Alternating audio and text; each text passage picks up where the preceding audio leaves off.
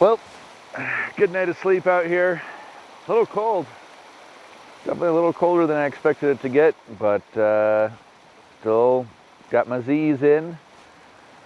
So yeah, gonna wake up and enjoy a little campfire and coffee and get back on the trail.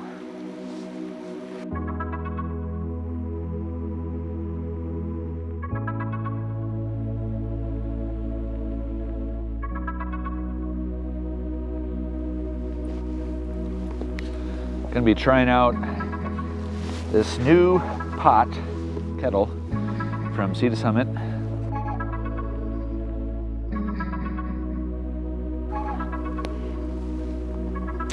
Piping hot coffee.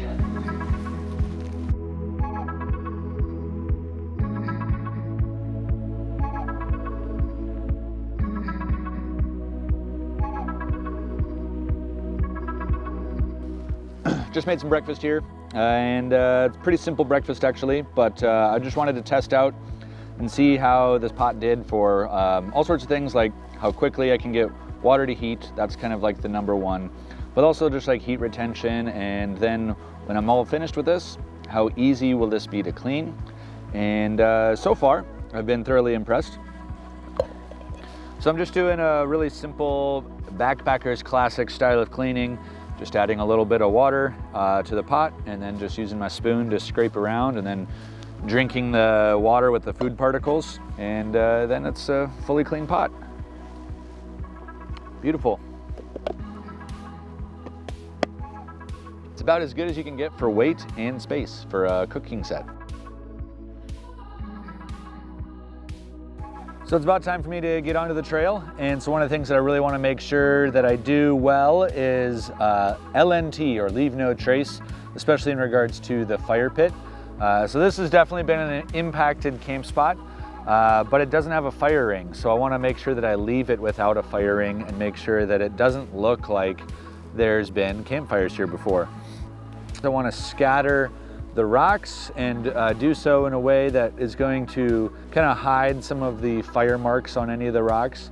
And then obviously I also will have a pit of ashes that I need to take care of as well.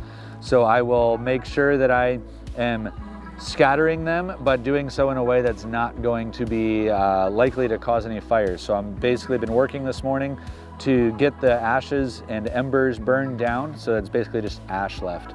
And then that will not leave a significant impact on the environment here.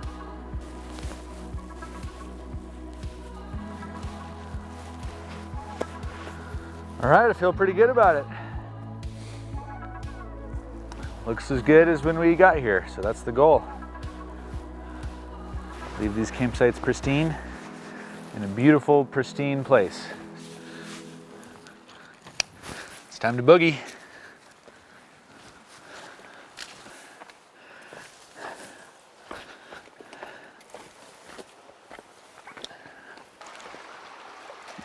This river's making me press my luck on not going in. It's hard to tell what's land and what's water with all the leaves on the water.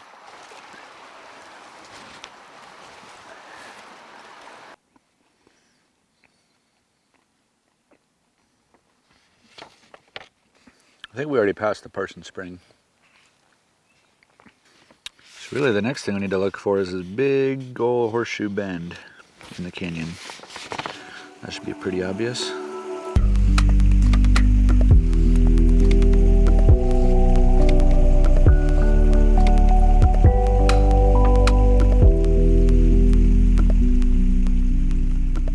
Well, we've made it up canyon quite a bit now, so we're actually getting into an area that doesn't have a lot of traffic in it. You can definitely tell with the trail getting pretty tight here, getting really overgrown. Everything's spiky, but we gotta keep going.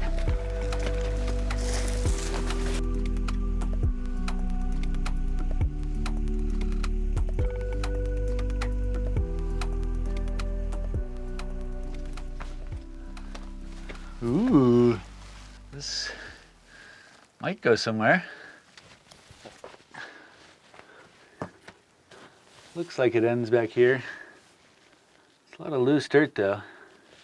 When I was like 17 or 18 or something like that, my dad and I were backpacking in this place. Came across a similar cave, and it had kind of also again a similar to that type of feature. We could crawl back, and there was another chamber in the back. Then in the back of that, there was another chamber to crawl back even further into. There was all this evidence of like molten wax and old candles and inscriptions on the canyon walls or on the cave walls. There were bugs everywhere, and then there was also like this mound about 6 feet long, and I think I found a dead body. I didn't quite have the guts to poke around and uncover whatever was under that dirt mound, but I have my suspicions. It was pretty scary, so I got out of there. But yeah, there's caves all through here. Probably there's been human activity in this canyon system for tens of thousands of years, as the first people in North America would have found this to be an excellent place to make a home. This looks like it was definitely inhabited. A lot of signs of smoke on the roof. This would have been somebody's home long ago. Well, it's been an amazing time here in Sycamore Canyon, and basically made it to the end of the trail. Not officially, the canyon obviously continues on, but we've made it to past the point of where the water is really flowing, and it kind of dries out and the trail peters out. So feeling like staying by the water, as it's so beautiful here in the desert. So gonna head back and make my way back to my car. It's been an awesome time here, loving it, but there's still more adventure. I'm gonna go find a swimming hole somewhere. Yeah.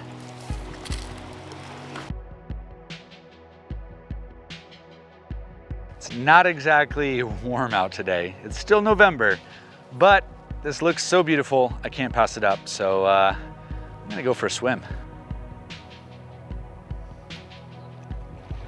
Woo! Yeah, buddy.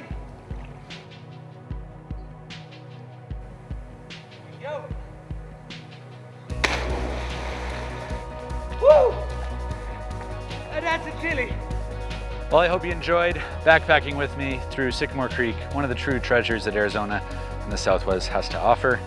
And yeah, we have more awesome stuff, so stick around. Hopefully we've got some tip videos that'll be right up your alley. And I'm gonna go get a pizza and a beer, I think. Anyway, Eric Hansen here with Backpacking TV. I'll catch you later. That was cold, but actually, I'm kind of glad I did it. I'm kind of glad I did it. I'm also a little cold right now, so my speech is maybe slurring a little.